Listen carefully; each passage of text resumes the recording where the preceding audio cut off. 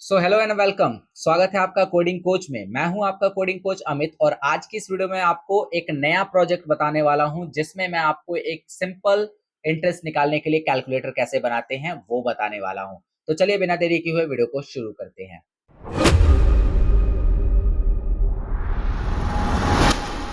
Video में आगे बढ़ने से पहले आपसे एक छोटी सी रिक्वेस्ट है कि अगर अभी तक आपने इस चैनल को सब्सक्राइब नहीं किया है तो प्लीज चैनल को सब्सक्राइब कर लीजिएगा और बेल आइकन को भी प्रेस कर दीजिए ताकि आने वाली वीडियो की नोटिफिकेशन सबसे पहले आपको मिले।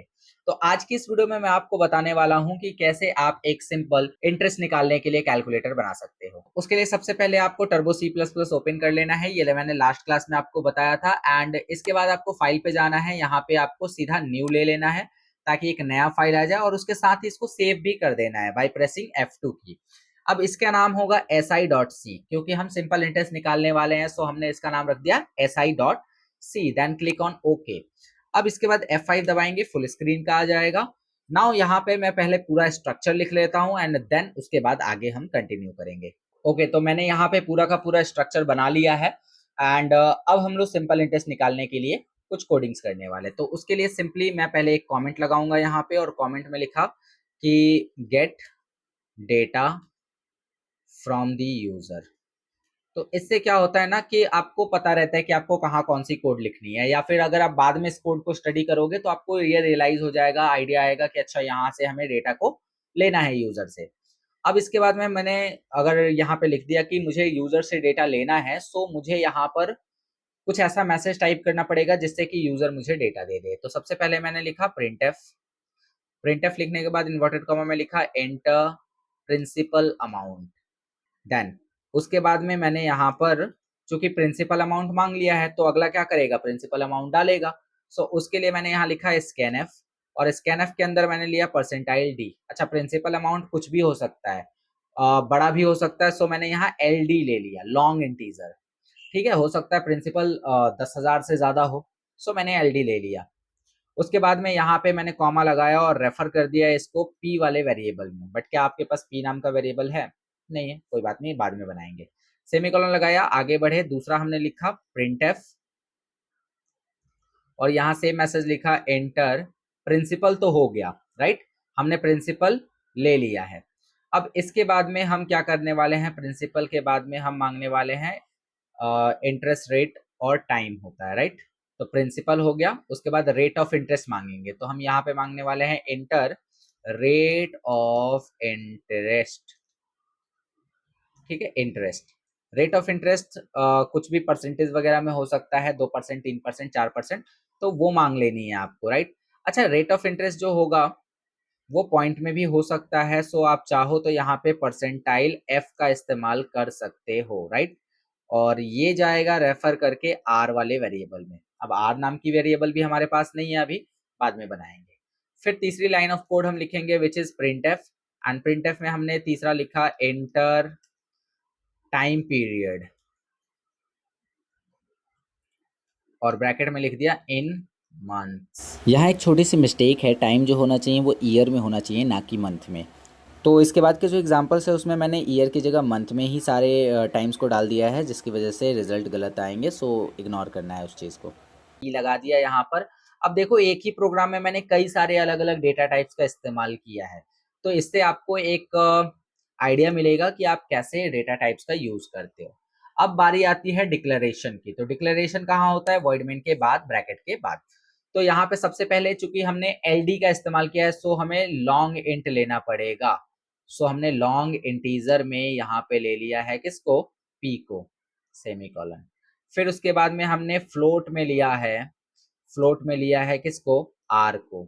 और उसी तरह से हमने एक और वेरिएबल लिखा है इंट और इसमें हमने ले लिया है किसको, टी को। अब चाहो तो बिना इंट के इसको भी लॉन्ग इंट में ले सकते थे, बट उसका कोई फायदा नहीं है। सो हमने ये तीन वेरिएबल्स यहाँ पे बहुत अच्छे से डिक्लेयर कर लिए। अब बात करते हैं कि हम इसका रिजल्ट कैसे दिखाएंगे। मैंने यहाँ पर एक छोटा सा कमेंट लिख दिया है डिस्प्ले रिजल्ट हियर, और मुझे यहाँ पे रिजल्ट दिखाना है। तो आपको एक फॉर्मूला याद होना चाहिए कि सिंपल इंटरेस्ट कैसे निकलता है। तो इसमें होता है प्रिंसिपल, रेट और टाइम तीनों को मल्टीप्लाई करके 100 से डिवाइड करा देने पे प्रिंसिपल निकल जाता है, राइट। तो उसके लिए हम क्या करेंगे, यहाँ पे प्रिंट एफ लिखेंगे और प्रिंट एफ लिखने के बाद आप चाहो तो एक दो बार लाइन चेंज कर सकते हो, कोई दिक्कत नहीं है। 2 बार मैंने जनरली लाइन चेंज कर दिया और मैंने लिखा the simple interest is percentile किस में ले लेते हैं, तो हम फ्लोट में लेंगे।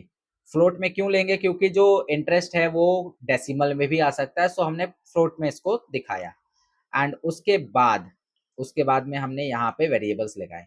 वेरिएबल सिंपली देखो मैं कैसे लिख रहा हूँ, तो मैंने यहाँ लिखा principal small p multiply by rate multiply by time bracket बंद।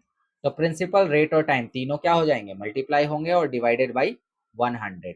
ब्रैकेट बंद किया है जो कि प्रिंटफ का है, और फिर हमने यहाँ पर क्या दे दिया, सेमीकोलन लगा दिया। तो कुछ इस तरीके से ये शो हो जाएगा। अगर मैं एक लाइन और लिखना चाहूँ अमाउंट के लिए, तो मैंने यहाँ पे लिखा प्रिंटफ। अच्छा, ऊपर मैंने एफ छोड़ दिया है तो वो चीज आप नोटिस कर लेना, प्रिंटफ। ना इसके बाद में हम क्या लिखते हैं, तो एक बार मैंने लाइन चेंज की और लिखा the total amount is percentile. D का इस्तेमाल कर लो या एफ का ही करो। क्यों एफ का कर रहे हैं, क्योंकि अगर इंटरेस्ट जो है वो डेसिमल में आता है तो जोड़ के भी डेसिमल में ही आएगा। सो यहाँ पर हमने यहाँ पर दिखा दिया कि जो प्रिंसिपल है हमारा, उसमें अगर हम जोड़ देते हैं किसको, ये जो पूरा लाइन ऑफ कोड है इसको, तो हमारा काम हो जाएगा। कौन सा लाइन ऑफ कोड, ये वाला, ठीक है।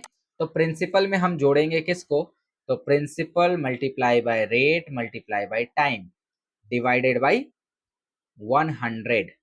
तो इससे क्या होगा कि सबसे पहले ध्यान देना, सबसे पहले क्या होगा कि ये निकल जाएगा सिंपल इंटरेस्ट और वो जुड़ जाएगा हमारे प्रिंसिपल के साथ, तो हमें अमाउंट पता चल जाएगा। ठीक है, तो कुछ इस तरीके से हमने ये कर लिया। नाउ अब बात करते हैं इसको रन कराने की। तो रन कराने के लिए सिंपली आपको पहले तो F2 दबाना है, फिर कंपाइल पे जाना है और कंपाइल पे जाके आपको कंपाइल करना है। कोई एरर नहीं है, तो आप इजिली इसे रन करा सकते हैं। तो अभी देखो अमाउंट में जैसे मैंने डाल दिया, मान लो 1250, 1250 की अमाउंट है। इंटरेस्ट जो है वो 5% की हम लगा रहे हैं, परसेंट का सिंबल मत देना। और जो मंथ्स है वो 12 मंथ्स के लिए हमने लिया है। तो यहाँ पे जो रेट ऑफ जो सिंपल इंटरेस्ट आ रहा है वो कितना आ रहा है, 750 आ रहा है, क्योंकि 12 महीने में 5% के हिसाब से जो इंटरेस्ट बनेगा वो 750 का बनेगा। और टोटल कितना हो जाएगा, तो ये 2000 हो जाएगा। क्यों, क्योंकि 1250 आपके पास अमाउंट था प्रिंसिपल, और उसमें 750 का क्या जुड़ गया, सिंपल इंटरेस्ट जुड़ गया। तो टोटल अमाउंट जो आपको मिलेगा वो मिलेगा 2000। एक बार और ट्राई करेंगे सेम कोड को, और इस बार हम ध्यान देंगे कि यहाँ पर .2 आ जाए। उसके लिए मैं क्या करूंगा, यहाँ पे .2f लगा दूंगा और यहाँ भी .2f लगा दूंगा, ताकि क्या हो जाए, इससे हमें दशमलव के बाद 2 ही अंक मिले, राइट। तो इस तरीके से ये करने के बाद F2 करेंगे, कंपाइल कर लेंगे। कंपाइल करने की वैसे आवश्यकता है नहीं, क्योंकि कोड तो एरर फ्री है ही। अब देखो यहाँ पे मैंने डाल दिया कितना, तो 1650 रुपए का मैंने अमाउंट डाल दिया। अब 1650 जो है वो 6% ब्याज दर के हिसाब से हम निकालने वाले हैं, और आने वाले 18 महीनों के लिए।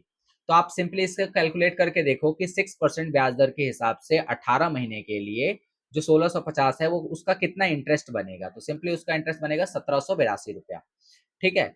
और 1782 रुपया, तो टोटली अमाउंट कितना हो जाएगा, ये 3432। आप निकाल के देखना, परफेक्टली इतना ही आएगा, राइट। तो कुछ इस तरीके से हमारा जो कोड है वो काम कर रहा है। आप इसे मल्टीप्लाई करके देख लो, शायद इतना ही आया, 18 छक, हाँ ठीक है, बिल्कुल परफेक्ट आएगा इतना ही। तो आई होप आपको ये सारी चीजें क्लियर हो गई होंगी। तो किस तरीके से हमें आज का ये प्रोजेक्ट बनाना था, जो कि सिंपल इंटरेस्ट निकालने के लिए एक कैलकुलेटर हमने बनाया, वो मैंने आपको बता दिया। आप इसकी प्रैक्टिस करिए। प्रैक्टिस जब तक आप नहीं करोगे ना, आप आगे की चीजें नहीं सीख पाएंगे। तो इसलिए पुरानी चीजों की प्रैक्टिस करिए।